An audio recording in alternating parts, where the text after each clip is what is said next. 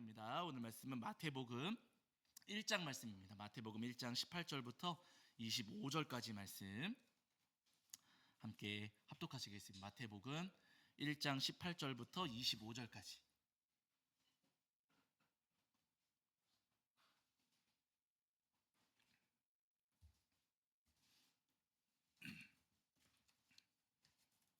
마태복음 1장 18절부터 25절까지 말씀.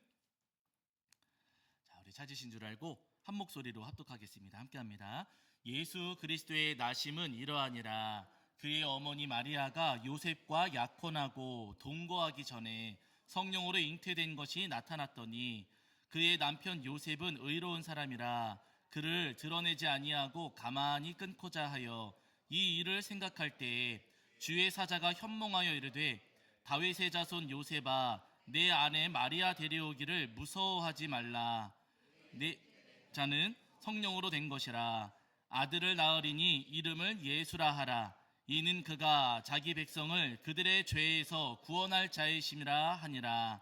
이 모든 일이 된 것은 주께서 선지자로 하신 말씀을 이루려 하심이니 이르시되 보라 처녀가 잉태하여 아들을 낳을 것이요 그의 이름은 임마누엘이라 하리라 하셨으니 이를 번역한즉 하나님이 우리와 함께 계시다 함이라. 요셉이 잠에서 깨어 일어나 주의 사자의 분부대로 행하여 그의 아내를 데려왔으나 아들을 낳기까지 동침하지 아니하더니 낳음의 이름을 예수라 하니라. 아멘. 우리 자리에 앉으시겠습니다. 여러분 오늘 우리 특송을 준비했어요. 우리 특송 준비하신 분들 앞으로 나오셔서 함께 특송하시고 함께 마음으로 고백하시면서 은혜 되는 시간 되었으면 좋겠습니다. 우리 특송하실 분들 앞으로 나오시겠습니다.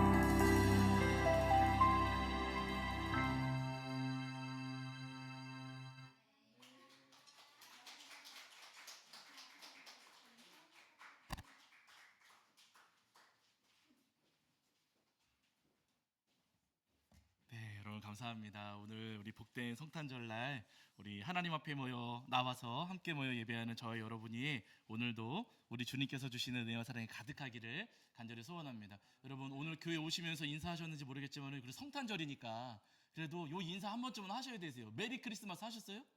안 하셨죠? 어색해가지고 요때 아니면 못하면 여러분 메리 크리스마스 하면 인사하죠. 옆에 계신 분들하고 메리 크리스마스. 네, 복된 성탄절입니다. 예수님께서 이 땅에 찾아오신 너무나도 기쁘고 복된 날이에요. 우리 인사하셔야 됩니다. 요즘에는요 길거리에 성탄 분위기도 잘 나지 않고 그리고 뭐 그 노랫소리도 들리지 않고 장식하는 것도 많지 않고 그래가지고 성탄절 느낌을 우리가 많이 잃어버렸어요. 그러니까 누가 지켜야 돼요? 우리가 지켜야 돼요. 세상 사람들은 모르니까 그렇다 칠 수 있지만은요 우리는 모르지 않잖아요. 우리는 예수님을 알고 있으니까 이 성탄절의 기쁨과 이 복을 우리가 간직하고 우리가 전할 수 있어야 됩니다. 그래서 오늘 여러분 가능하다면 오늘 만나는 분들 계실 때 메리 크리스마스 복된 성탄절입니다. 이렇게 서로 인사하시고 서로 기쁘게 맞이하셨으면 좋겠습니다. 자, 오늘 성탄절이기 때문에 예수님의 탄생과 관련된 또 성탄과 관련된 말씀을 나누려고 하는데요. 우리 성도님들 잘 아시는 것처럼 우리 예수님께서는 마리아를 통해서 이 땅에 탄생하셨습니다. 마리아를 통해서 이 땅에 탄생하셨는데 그때 당시에 마리아는요 어린 소녀였어요. 지금은 결혼하는 나이가 많이 늦어져가지고 20대 후반 30대 초반 저 같은 경우는 눈이 너무 높아가지고 40대 넘어가가지고 뒤늦게 저는 장가를 갔지만요 여러분 예전에 예수님 당시 또 마리아가 이렇게 살았을 그 당시에는요 10대 중반쯤 결혼했습니다. 10대 중반쯤. 그러니까 우리식으로 이야기하면은요 중학생 정도, 중고등학생 정도 나이가 되면은 결혼을 하는 거예요. 그래서 마리아도 요셉과 결혼을 하게 되는데 이때 당시의 결혼은 결혼식을 올리기 전에 정혼이라는 걸 했다 그래요. 한 1년 전쯤에 결혼식 올리기 전 1년 전쯤에 정혼을 합니다. 약혼하고 비슷한 거예요. 정혼을 하면서 남편 쪽에서 아내 측에 지참금을 전달하고 그리고 결혼식 할 때 나머지 지참금을 전달하면서 결혼식을 올리면서 이제 결혼이 완성이 되는 거죠. 그래서 결혼식 올리기 전에 정혼을 하게 되는데 정혼을 하게 되면은요 결혼한 것과 거의 같은 의미였어요. 결혼식만 올리지 않았지 정혼한 사람들은 거의 부부나 마찬가지다라는 생각들을 가지고 있었습니다. 그런데 마리아도 마찬가지로 요셉과 결혼하기 전에 정혼을 했어요. 이제 결혼식을 기다리고 있었는데 결혼식을 올리기 전에 한 가지 충격적인 소식을 듣게 됩니다. 잘 아시는 것처럼 어느 날 여러분 천사가 마리아를 찾아와요. 어느 날 천사가 마리아를 찾아와서 누가복음을 말씀하시기를 마리아야 놀라지 말아라 너 은혜를 받았다 하시는 거예요. 여러분 생각을 해보세요. 오늘 아침에 눈 떠보니까 선물이 있어요 없어요? 응? 오늘 아침에 눈 뜨셨을 때 선물이 있었어요 없었어요? 저도 없었어요. 저는 있을 줄 알았는데 없더라고. 제 머리맡에도 선물이 없더라고. 저도 올려놓진 않았지만은요. 저도 선물을 받지는 못했어요. 그런데 어느 날 천사가 찾아와서 마리아야 놀라지 마. 너 은혜 받았어. 쉽게 우리식으로 표현하면은요. 마리아야 너 선물 받았어. 하는 거예요. 좋아요, 나빠요? 좋아요. 그런데 그 다음에 천사가 하는 말이 충격적이었어요. 마리아야 너 은혜를 받았다. 너 아기 예수님을 너가 잉태하게 될 것이다. 천사가 이야기를 전해줘. 여러분 생각을 해보세요. 지금 정혼을 했고 결혼식을 올리기 전입니다. 그런데 너 선물 받았어. 너 좋은 일이 생겼어. 천사가 이야기해 줄 때 너 아기를 가졌어. 아기 예수님을 너가 갖게 되었어. 라고 하면서 천사가 마리아에게 이야기를 해줘요. 여러분 선물이에요 아니에요? 예? 천사는 선물이라고 이야기하지만 너 은혜 받았어 라고 이야기하지만 마리아 입장에서는 선물이에요 아니에요? 아니에요. 아니 나는 결혼식 올리지 않았는데 나 지금 정혼한 상태이고 결혼식 올리지 않았기 때문에 나한테 지금 아기가 있으면 안 돼. 내가 아기를 갖고 있다면 사람들이 나를 오해할 텐데 사실 마리아에게는요 선물이 아니었습니다. 천사는 너 은혜 받았어 라고 했지만은요 마리아에게는 사실 은혜가 아니었어요. 그 당시에 여러분 실제로 정혼을 하고서 결혼식을 올리기 전에 아이를 갖게 되면은요 이것을 지금이야 뭐 세상이 많이 이상해져고 변해가지고 결혼 전에 아이 가지면은 뭐 혼수다 뭐 이런 식으로 표현하기는 하지만은 이때 당시에는요 죄로 여겼어요. 결혼식 올리기 전에 아이 갖는 것을 죄로 여겨가지고 아주 심각한 죄로 여겨가지고 여러분 심지어는 돌을 던져서 죽이는 일들도 있었습니다. 그러니까 사형죄에 해당하는 일이었던 거예요. 그 일이 지금 마리아한테 일어났습니다. 여러분 선물이에요, 아니에요? 선물 아니에요. 마리아한테는요 선물이 아니에요. 너 은혜 받았어 라고 천사가 이야기하지만은요 마리아한테는 은혜도 아니요 선물도 아니었다는 겁니다. 그러나 마리아는 그 예수님을 자기 몸에 모셔요, 안 모셔요? 모셨어요.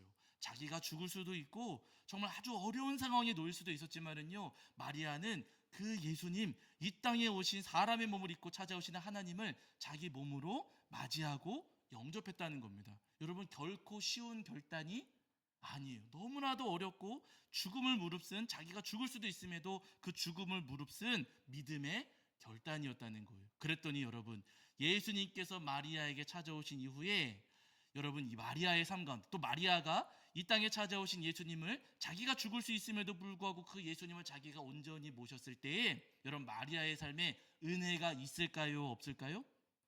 은혜가 있더라는 거예요. 천사가 너 은혜를 받았어, 너 선물 받았어 라고 했던 그 말이 결코 틀리지가 않더라는 겁니다. 분명히 예수님을 자기 몸에 모시면 자기가 죽을 수도 있었고 어려운 일에 처할 수도 있었지만은요 그 예수님을 자기가 모셨을 때에 마리아의 삶에 정말로 큰 은혜가 임하더라는 거예요. 바라는 여러분, 오늘 우리도 복된 성탄절 이 절기를 보내고 있습니다. 나를 위해 이 땅에 찾아오신 예수님, 그 예수님을 맞이하고 영접하는 복된 날 우리가 보내고 있거든요. 바라는 나를 위해서 찾아오신 예수님을 내 마음에 기꺼이 아멘으로 모실 수 있는 저와 여러분이 되기를 주의 이름으로 간절히 축원합니다. 여러분 예수님, 나를 위해 오신 예수님을 내 안에 모시면은요 내 삶에 은혜가 임합니다. 따라하세요. 나를 위해 찾아오신 예수님을 내 마음에 모시면 내 삶에 은혜가 임합니다. 아멘. 맞아요. 여러분 나를 위해 오신 예수님을 내가 모시면은요 내 삶에 은혜가 임해요. 여러분 마리아의 삶을 여러분 가만히 보세요. 마리아가 그렇게 아기 예수님을 자기 몸에 모시고 나서는 이제 10달 거의 출산할 때가 가까워졌어요. 그런데 어느 날 그 로마의 황제가 온 땅에다가 명령을 내립니다. 내 나라에 살고 있는 모든 사람들은 전부 다 호적을 등록해라. 그래야지만 군인으로 징집할 수도 있고 거기다가 세금도 거둘 수도 있고 하니까 이 황제가 호적 등록해라 라고 온 땅에다가 명령을 내린 거예요. 그래가지고 요셉이 호적을 등록하러 자기 고향 베들레헴으로 찾아갑니다. 이때까지만 그 전까지만 해도 마리아와 요셉이 나사렛에 살고 있었거든요. 나사렛에서부터 베들레헴까지 가야 되는 거예요. 여러분 그 거리가 170km 정도였다 그래요. 나사렛에서 나사렛에서 베들레헴까지 내려가는 그 길이 여러분 무려 170km 정도의 거리입니다. 서울에서 대전까지 거리거든요. 그 거리를 만삭된 마리아가 가야 되는 거예요. 여러분 지금처럼 좋은 차가 있습니까? 없습니까? 없어요. KTX 있어요? 없어요? 없어요. 나사렛에서 베들레헴까지 가려면은요 최소한 나귀를 타던가 아니면은 나귀가 없으면은 걸어서 가야 되는 거예요. 근데 여러분 이때 당시에 요셉과 마리아 이 가정이 넉넉하진 않았을 거거든요. 그래서 제 생각에는 나귀를 탔을 가능성도 분명히 있지만은 걸어갔을 가능성이 더 높지 않을까 저는 싶어요. 여러분 만삭이었던 마리아가 그 170km 거리를 걸어간다는 거 여러분 힘들어요, 어려워요? 너무나도 힘든 거리고 170km 이 길을 걸어가다가 자칫 잘못하면은 아주 험한 일이 일어날 수도 있었던 겁니다. 그런데 여러분 너무 놀랍게도 그 길을 걸어가면서도 험한 일이 생겨요, 안 생겨요? 안 생기더라는 거예요. 그 힘든 길을 걸어가면서도 여러분 어떠한 어려움 없이 안전하고 무사하게 그 길을 지나갈 수가 있었어요. 누구를 모시고 있으니까요? 누구를 모시고 있으니까? 예수님을 모시고 있으니까. 마리아가 예수님을 모시고 있으니 여러분 그 길을 걸어가는 동안에 어떠한 어려움도 어떠한 문제도 생기지 않더라는 겁니다. 그렇게 베들레헴에 도착했는데 도착하고 나서 진통이 산통이 시작이 됐어요. 이제 막 예수님께서 탄생하시려고 하는 순간입니다. 그래서 요셉이 지금 마리아가 막 이제 막 출산하려고 하니까 어딘가는 데리고 들어가야 되잖아요. 그래서 어디를 데리고 들어갈까 문을 막 두드렸지만은요, 어디서도 열어주질 않았어요. 왜냐하면은 이때 당시에 호적을 등록하러 온 사람들이 많이 몰려드니까 베들레헴에 남아있는 빈 방이 없었던 겁니다. 그래서 빈 방 없습니다, 빈 방 없습니다, 여긴 자리 없습니다 하면서 마리아는 출산을 하려고 하는데 요셉은 방을 얻지 못해서 발을 동동 구르고 있는 거예요. 저는 겪어보지 않았지만은요, 상상만 해도 너무 떨려요.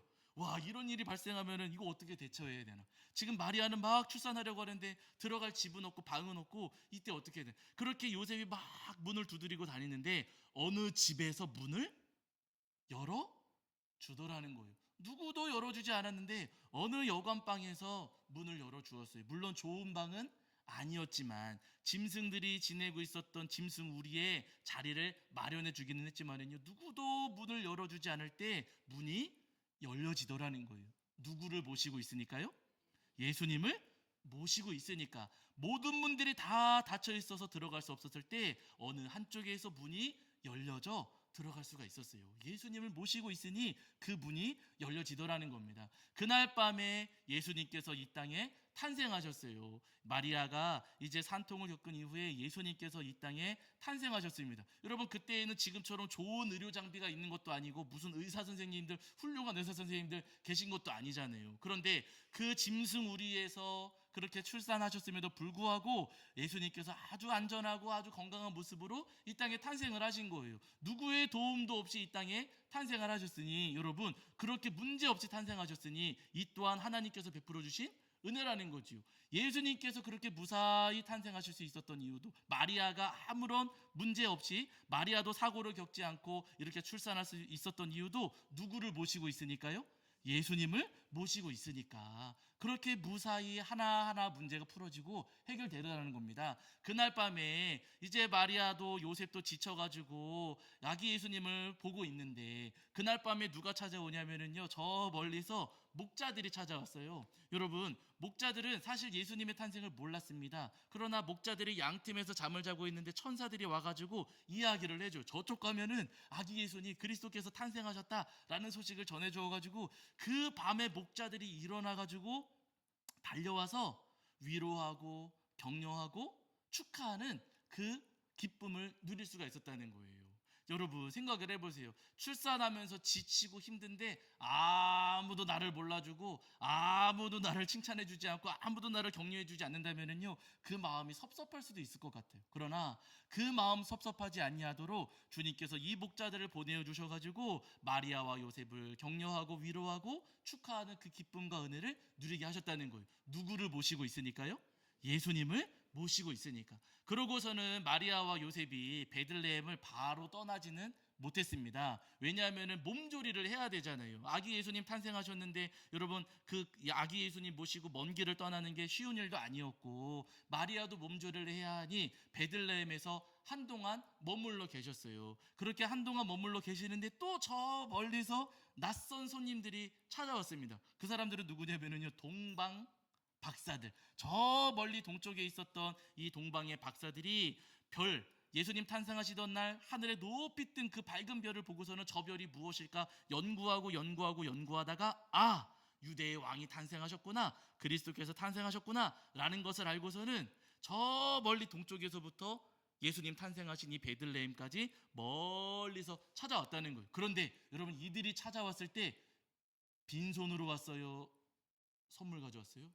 선물 가져왔어요. 황금, 유향, 모략, 세 가지의 선물을 가져왔어요. 여러분, 이때 요셉이 베들레헴에 머물러 살면서 마리아를 돌보고 예수님을 이제 막 태어나신 예수님을 모시고 마리아와 함께 살아갈 때 요셉의 마음도 굉장히, 제 생각에는 부담이 됐을 것 같아요. 생계가 먹고 살아야 되는데 어떻게 먹고 살아야 되나, 무엇을 해야 되나, 마냥 거기서 머물러 살 수는 없고 먹고 살 길이 막막하니 요셉의 마음도 굉장히 답답하고 힘들었을 것 같습니다. 그런데 그때 마침 이 동방의 박사들이 찾아와가지고 황금과 유향과 모략을 선물로 준 거예요. 먹고 살 길이 열려지더라는 겁니다. 이 사람들이 이제 예수님께 인사하고, 동방의 박사들이 예수님께 찾아와 인사하고 경배하고 자기 고향으로 돌아가는데, 사실 그때 위기가 한번 있었어요. 이 사람들이 예수님을 찾아오기 전에 헤롯 대왕을 먼저 찾아갔습니다. 헤롯을 찾아가서 유대의 왕이 어디 계십니까? 물었는데, 그때 헤롯은 유대의 왕 예수님 탄생하신 것을 전혀 몰랐거든요. 그래가지고 나는 모르겠습니다, 당신들이 찾거든 나한테도 알려주십시오, 나도 가서 유대인의 왕에게 경배하겠습니다 라고 이야기를 했어요. 그런데 이때 헤롯의 말은 사실 거짓말입니다. 내가 왕인데 또 다른 왕이 있으면 안 되니까 어디 있는지 알아가지고 내가 죽여버려야겠다, 이런 생각을 가지고 있었던 거예요. 그래가지고 그러나 이 동방의 박사들은 헤롯의 마음을 전혀 모르니까, 헤롯 대왕이 예수님 탄생하신 것 알려달라고 했으니 우리가 헤롯에게 찾아가서 알려주고 고향으로 가야겠다, 이 생각을 했던 거예요. 그래서 동방의 박사들이 예수님께 인사한 다음에 길을 떠나서 헤롯에게로 가려고 하는데, 그때 여러분 누가 찾아와요? 천사가 찾아와가지고 가지 말아라, 헤롯에게로 가지 말고 너희들은 다른 길로 돌아가라 라고 이야기를 전해줍니다. 그래가지고 여러분, 이 동방의 박사들이 헤롯에게로 가지를 않고요, 다른 길로, 헤롯을 만나지 않은 채 다른 길로 길을 돌려서 고향으로 돌아가요. 자칫 잘못하면은요, 예수님도 마리아도 요셉도 죽을 수 있었어요. 그런데 하나님께서 그런 험한 일을 겪지 아니하도록 지키시고 보호해 주신 겁니다. 누구를 모시고 있으니까요? 예수님을 모시고 있으니까. 그 이후에 헤롯이, 이제 동방 박사들이 그냥 돌아갔다는 소식을 알고 나서는요, 2살 이하의 아이들, 남자들을 다 죽이라고 명령을 내려요. 그런데 그 전에 하나님께서 요셉의 꿈에 찾아가 말씀해 주시면서, 요셉아, 너는 애굽으로 내려가 있어라, 헤롯이 죽이려고 하니 너는 내려가 있어라 라고 하시면서 헤롯의 칼을 피할 수 있도록 또 도와주시더라는 거예요. 여러분, 누구를 모시고 있으니까요? 예수님을 모시고 있으니까. 여러분, 천사가 마리아를 찾아와서, 마리아야 너 은혜 받았어, 마리아야 너 선물 받았어, 아마 그때 당시에 마리아는 분명히 이게 무슨 선물이야 했을지 모르겠지만, 여러분, 선물이 돼요, 안 돼요? 선물이 되더라는 거예요. 예수님을 모시니 처음에는 아닌 것 같았지만, 맞나 틀리나 고민했을 수는 있겠지만은요, 예수님을 모시니 내 삶에 은혜가 있고, 예수님을 모시니 하나님께서 보호해 주시고, 예수님을 모시니 하나님께서 열어주시고, 예수님을 모시니 하나님께서 지키시고 도와주시더라는 겁니다. 여러분, 오늘 우리도 다 마찬가지입니다. 나를 구원하시려고 이 땅에 찾아오신 예수님을 우리 마음에 모시면은요, 주님께서 우리를 지키시고 우리를 도와주시고 우리의 살 길을 열어주시고 우리를 보호해 주신다는 거예요. 바른 여러분, 이 땅을 살아가시는 동안에 나를 위해 찾아오신 예수님을 기꺼이 나의 구주로, 나의 그리스도로 영접하시고 모시는 저와 여러분이 되기를 주의 이름으로 간절히 축원합니다. 여러분, 성경을 보시면은요, 예수님을 만났던 사람들 굉장히 많이 있거든요. 그 가운데 서기관, 사두개인들, 바리새인들, 이런 사람들이 있어요. 예수님 당시에 이 사람들도 예수님을 굉장히 가까이서 만나고 예수님과 대화도 많이 나눴습니다. 예수님께서 행하시는 표적을 직접 목격하기도 했었어요. 그러나 여러분, 사두개인들, 바리새인들이 예수님을 보기는 했지만 예수님을 자기의 그리스도 구주로 모셨어요? 안 모셨어요? 안 모셨어요. 사두개인들, 바리새인들은요, 예수님을 영접하거나 예수님을 받아들이지 않았다는 겁니다. 그러니 여러분, 이 사람들은 예수님을 만나기는 했고 예수님과 대화도 나눴고 예수님께서 행하시는 표적도 지켜보았지만, 이 사람들은 은혜를 받아요, 못 받아요? 은혜를 못 받더라는 거예요. 그렇게 보기는 했어도 예수님께서 베풀어 주시는 은혜, 하나님께서 베풀어 주시는 은혜를 조금도 누릴 수가 없었습니다. 그러나 여러분, 배운 것 없고 가진 것 없고 할 줄 아는 것 아무것도 없어도 예수님을 모신 사람들은 은혜를 받아요, 못 받아요? 은혜를 받아요. 베드로, 저희가 지지난 주엔가 말씀드렸잖아요. 베드로가 열심히 그물을 던졌는데 밤새도록 그물을 던져도 물고기 한 마리 잡지를 못했어요. 그런데 그 베드로의 배에 예수님께서 찾아오셔가지고, 베드로야, 내가 너의 배에 타겠다 라고 말씀하셨을 때 베드로가 거절합니까? 자기 배에 모셨습니까? 자기 배에 모셨어요. 밤새도록 실패했는데 그 배에 찾아오신 예수님을 베드로가 자기 배로 모셨습니다. 예수님께서 말씀을 다 마치신 다음에 베드로에게 말씀하셨어요. 베드로야, 저 깊은 곳 가가지고 너 그물을 다시 한번 던져봐라. 베드로가 예수님 말씀을 따라서 그물을 던졌더니 여러분, 그 물고기가 잡혀요, 안 잡혀요? 물고기가 잡혀요. 그냥 조금 잡히는 게 아니라 그물이 찢어질 정도로 잡혀가지고 다른 친구 배 불러가지고 그 그물을 건져 올릴 정도로 어마어마하게 많은 물고기가 잡혀지더라는 거예요. 그러고 나서 얼마 뒤에 예수님께서 베드로의 집으로 찾아가셔요. 베드로의 집에는 여러분 장모님이 계셨는데 장모님이 열병을 앓고 계셔서 여러분 장모님이 하루하루 시름시름 앓고 하루하루 이제 죽어가고 있었던 거예요. 여러분 그때 당시 베드로의 집이 30평이었을까요? 20평이었을까요? 5평 원룸이었을까요? 아무래도 원룸이었을 거예요. 그렇게 좋은 집 아니었을 겁니다. 아주 누추하고 초라한 집이고 거기다가 장모님이 열병으로 지금 앓고 계시면서 시름시름 하루하루 지금 죽음을 기다리고 있는 그런 상황. 여러분 생각을 해보세요. 나의 누추한 집에, 나의 초라한 집에, 그리고 환자가 있는 집에 예수님께서 오신대요. 그러면은 예수님 어서 오세요 하시겠어요? 예수님 잠깐만요, 이사 간 다음에 오세요 하시겠어요? 조금 더 넓은 집으로 이사 간 다음에 오세요, 정리되거든 오세요, 여러분 그러시겠습니까? 보통의 경우 여러분 예수님께서 오신다고 하면 물론 반가운 마음도 있지만은요, 아니 우리 집이 이렇게 작은데, 우리 집이 이렇게 초라한데, 아니 환자가 있어서 이렇게 엉망진창인데, 아유 어떻게 예수님을 우리 집에 모셔 하면서 거절할 수도 있거든요. 그러나 여러분 베드로는 그날 예수님께서 자기 집으로 들어오신다고 하셨을 때 베드로가 거절하지를 않았다는 거예요. 작고 초라하고 누추하고 엉망진창이었지만 예수님께서 그 집에 들어오신다고 하셨을 때 예수님을 기꺼이 맞이하고 자기 집에 모셨습니다. 예수님께서 그 집에 찾아가셨을 때 들어가신 이후에 장모의 손을 딱 잡아주셔요. 그랬더니 예수님께서 그 손을 잡자마자 장모님을 괴롭히고 있었던 그 열병이 한순간에 싹 사라지고 누워 계시던 그 장모님이 벌떡 일어나가지고 예수님께 수정 들더라 하는 말씀이 여러분 성경에 기록되어 있습니다. 여러분 우리 모두 다 마찬가지입니다. 우리 삶도 누추해요. 초라한 것 많고 자랑할 것 없고 여러분 우리 마음은 넓어요, 좁아요? 예, 누구만큼? 저만큼 밴댕이 소갈짝지라고 할 만큼 여러분 우리 마음도 넓지 않습니다. 우리 마음도 요만하고 믿음은 커요, 쬐꼬매요?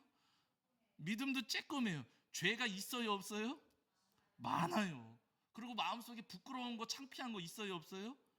있어요. 우리 삶에 괴로운 것도 많고 내가 아주 그냥 내 마음에 누구도 보여주기 싫은 험한 것들도 우리 마음속에 굉장히 많이 있습니다. 그러나 여러분 예수님께서는요, 그래도 너의 마음에 내가 들어가고 싶다, 나는 오늘 너의 마음에 들어가고 싶다, 우리에게 분명히 말씀하세요. 여러분 그때 예수님 아유 좁지만 초라하지만 못난 것 많고 지저분한 것 많이 있지만 더러운 것도 너무나도 많이 있지만 그래도 예수님 와주셔서 감사합니다, 예수님 저의 마음에 들어와 주세요 하시면서 우리 예수님을 우리 마음에 기꺼이 모시고 영접하시는 저와 여러분이 되기를 주 이름으로 간절히 축원합니다. 여러분 예수님이 오시면은요 우리 삶에 선물이 있습니다. 우리는 예수님께 드린 게 없지만은요 예수님을 우리가 마음에 모시면은요 예수님께서 우리에게 선물을 주셔요. 예수님께서 우리 마음에 찾아오셔서 절망을 소망으로 바꿔주시고 슬픔은 기쁨으로 고쳐주시고 우리 삶에 있는 모든 울음을 웃음으로 변화시켜 주십니다. 바라니 우리 삶에 큰 은혜, 큰 선물 주실 주님을 소망하시면서 우리 예수님을 기꺼이 마음에 모시는 저와 여러분이 되기를 주의 이름으로 간절히 축원합니다. 자, 우리 찬송합니다. 찬송가 122장 찬송하시면서 준비하신 예물 봉헌하겠습니다. 찬송 122장입니다.